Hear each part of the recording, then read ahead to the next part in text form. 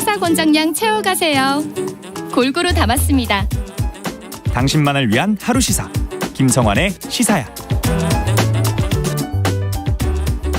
전세 사기가 지금 기승을 부리고 있습니다. 그 수법이 알랄하고 악랄하고 진화해서 알고도 당할 수밖에 없는 구조다. 이렇게 지금 언론을 통해서 알려지고 있는데요. 오늘 인터뷰 시간엔 전세 사기를 입은 피해자 연결해서 그 수법에 대해서 알아보고 전문가와 함께 예방책 없을지 얘기 나눠보겠습니다. 먼저 이른바 깡통 전세 사기 피해를 입으신 황모 씨 연결되어 있습니다. 안녕하십니까? 네, 안녕하세요. 예, 이 깡통 전세라는 게 무조건 문제가 있는 것은 아니라고 알고 있는데요. 일단 이사를 나가는 사람이 새로 들어올 세입자로부터 돈을 받아 나갈 수 있는 상황이 이어진다면 괜찮을 텐데 지금 그렇지가 않다는 거잖아요. 어떤 문제가 있었습니까? 우선 현재 그 임대인으로부터 이제 직접 매매를 하거나 아니면은 경공매를 통해 가지고 이제 뭐 신불자가 되라라는 식으로 둘 중에 하나 선택하라라는 지금 압박에 시달리고 있는 중이거든요. 예. 그래가지고 저는 이제 어쩔 수 없이 이제 직접 매매, 강매를 좀 당한 상황입니다. 강매를 당했다고요? 네네. 지금 전세 사기를 당했다는 건 언제 어떤 방식으로 그 인지를 하신 겁니까? 제가 그 내년에 집을 조금 살려고 예. 최근 들어서 이제 부동산 유튜브를 좀 많이 봤는데요. 예. 거기서 이제 전세 사기 관련된 유튜브를 우연히 보게 됐고 그러다가 이제 우리 집은 문제가 없나 해서 계약서를 봤는데 예. 사실 계약서 상으로는 뭐가 등기부도 깨끗했고 뭐 볼 수 있는 게 없잖아요. 예. 그런데 이제 불안해서 혹시나 해서 임대인의 이름을 그 네이버에 그 포털 사이트에 검색을 해봤더니 예. 이미 피해자 카페가 만들어져 있더라고요. 아, 그래요? 네네. 지금 그 임대인이 이럴 네. 정도로 지금 이렇게 많은 집을 임대하고 또 이제 보증금을 돌려주지 않는 일종의 전문적인 뭐라 그럴까요? 사기 수법을 그동안에 해왔던 사람인 겁니까? 제가 뭐 이제 같이 피해자들끼리 내용을 공유받은 바에 따르면 네. 2000년도 초반부터 이런 갭 투자의 형식으로 예. 정말 많은 집들을 이렇게 매입을 해서 지금 이제 막 터지기 시작하는 시점인 것 같아요. 지금 임대인이 집을 산 게 한 몇 채 정도 됩니까? 제가 뭐 이제 뭐 세무서라든지 이런 보증공사에 조금 문의를 해본 결과 한 1000채가 조금 넘는 걸로 알고 있습니다. 1000채를 넘게 샀다고요? 한 사람이? 네네네. 그러면은 이전에 집을 사놓고 난 다음에 그다음에 그 집을 담보로 또 집을 사고 또 집을 사고 또 집을 사고 이런 방식이라는 거잖아요. 네, 그렇죠. 이제 본인의 자본은 거의 들지 않고 갭 투자 해봤자 뭐 한 1000, 2000 요 정도의 금액으로 집을 계속 산 거죠. 그러니까 보증금을 빼줄 상황이 안 되는 거다. 빼줄 네. 수도 없다. 이제 이렇게 되는 건데 네네. 지금 피해를 입었다고 말하는 분들의 지역은 어느 쪽입니까 주로? 지역은 너무 다양한데요. 우선은 뭐 서울권에서는 구로, 양천구, 뭐 강서구가 굉장히 많고, 예. 그 다음에 수원이라든지 인천도 있는데 지금 보면은 뭐 굳이 이 지역들뿐만이 아니라 서울 거의 전역에서 지금 임대인이 그 빌라를 딥투자를 했더라고요. 지금 그 임대인이 이런 사람이라는 걸 알게 된 거잖아요. 혹시나 네. 해서 찾아봤는데 네. 임대인하고 연락 혹시 취해보셨습니까? 이제 임차인들 연락은 거의 안 받는데 예. 딱 이제 매매하겠습니다라는 그 글자가 오면은 바로 답장이 오고 있어요. 아, 매매하겠습니다 이러면 답장이 온다고요? 네네네. 그러니까 지금 임차인이 매매는 할 수 없잖아요. 그렇죠. 이제 그 기존 보증금에 이제 몇 천을 더 얹어서 예. 이제 매매를 하는 사람들과만 이제 지금 현재 대화를 하고 있는 거죠. 아, 내가 그 집을 사겠습니다 이러면 연락이 온다고요? 네네네. 아, 지금 보증금 빼주세요 이러면 연락을 안 받거나 아니면은 답장을 보내지 않고. 그러니까 답장을 보내긴 보내는데 네. 아까 전에 말씀드린 것처럼 종부세가 너무 많이 나와서 자기는 파산을 했다. 그러니까 신용불량자가 됐다라고 얘기하면서 예.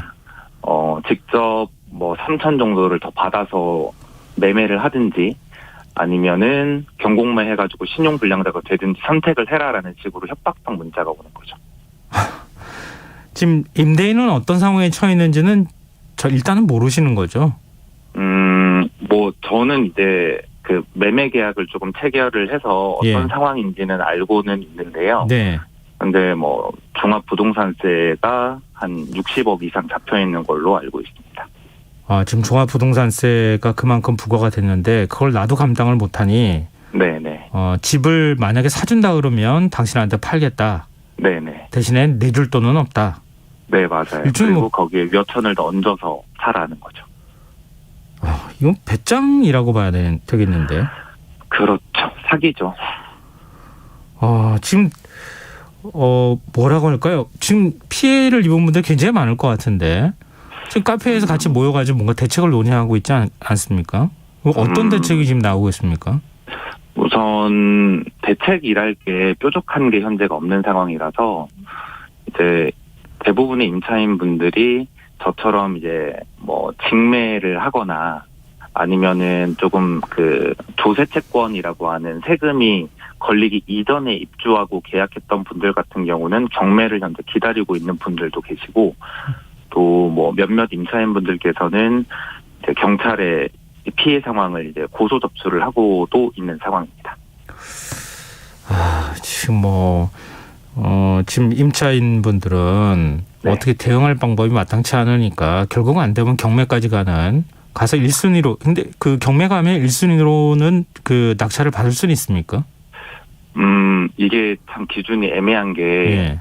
그러니까 2000년도 말에 그 부과된 종부세가 되게 문제인 상황인 거예요. 예. 그래서 그 이전에 입주하신 분들 같은 경우는 경매를 진행해도 상관없는 상황인데 이제 그 종부세 부과 이후로 저처럼 계약한 사람들 같은 경우는 네. 경매를 진행할 경우에 국세 우선주의에 따라서 국세가 다 빠져나가면 사실 저희는 경매를 해도 그러네요. 신용불량자가 되거든요. 네네네. 그래서 사실 어쩔 수 없이 직매를 하는 상황입니다. 은행권의 담보가 잡혔으면 세입자가 네. 1순위로 경매에 낙찰을 받을 수가 있는데 지금 국세가 지금 걸려있는 문제이기 때문에 그것도 네. 안 된다 이런 말씀이시네요. 네, 그래서 어쩔 수 없이 강매를 당하는 거죠. 지금 전세 사기를 혹시 나도 당하지 않을까 걱정하시는 분들이 많은데요. 혹시 이런 점은 전세 계약할 때 꼭 좀 주의하셨으면 좋겠다 이렇게 말씀해 주실 부분이 있다면요. 요즘에 뭐 말이 조금 나오고 있는 것 같긴 한데요. 네. 요즘에 전세 사기가 되게 다양한 수법이 좀 진행이 되고 있는 것 같은데 대부분이 그 집주인의 세금 체납인 것 같아요.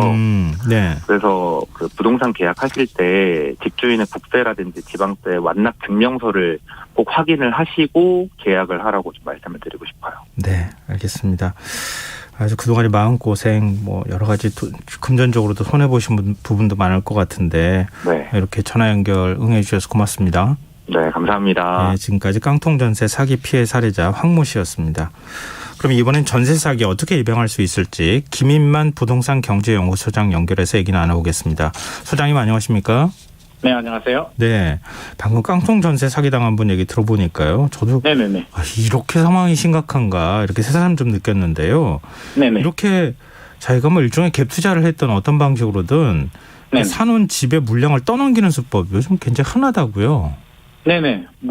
이게 어제 오늘 일은 아니고요. 예. 예전부터도 계속 있었는데 최근에 조금 더 심각해지는 양상을 보이고 있습니다. 이게 전세 사기라고 하는데요. 이제 예. 전세 깡통 전세라고 하죠. 깡통 전세 같은 경우는 이제 매매가 대비 전세가율이 상당히 높게 80% 이상 높게 나와서 집주인이 이제 세금 체납을 한다든지 하면 경매로 넘겨도 세입자가 나의 전세금은 온전하게 받지 못하는 현상을 생기는데요.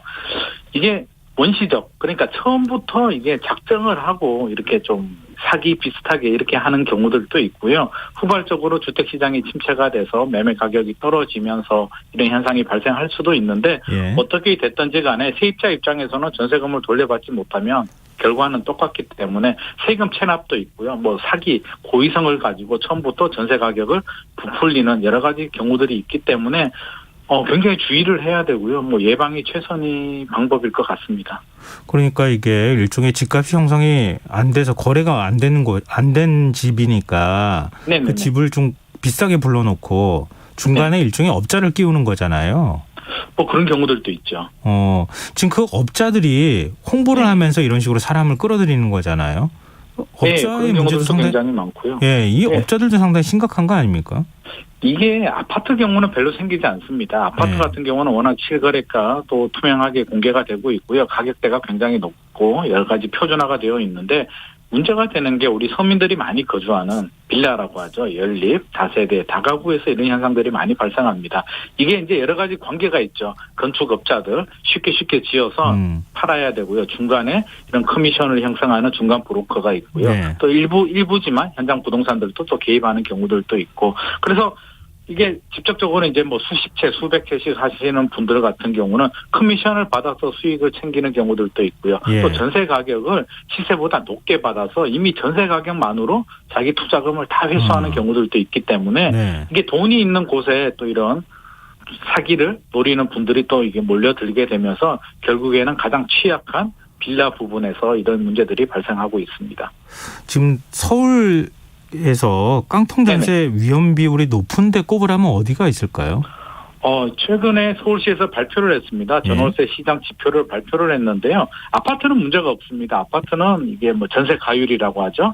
54.2%, 갱신 계약은 38.3%로 문제가 없는데 네. 빌라가 굉장히 취약합니다. 제가 말씀드렸듯이 신규 계약은 84.5%, 전세 가율이 매매 가격 대비 전세 가격이 84.5%나 되고요. 갱신 계약도 77.5%가 되는데 지역별로 살펴보면 예전에도 이제 계속 사기 사건이 많이 발생했던 지역입니다. 강서구가 96.7%나 되고요. 금천구가 92.8%, 양천구, 관악구, 강동구, 구로구, 주로 서민들이 많이 사는 빌라들 많이 사는 지역들이 굉장히 취약하게 나왔습니다.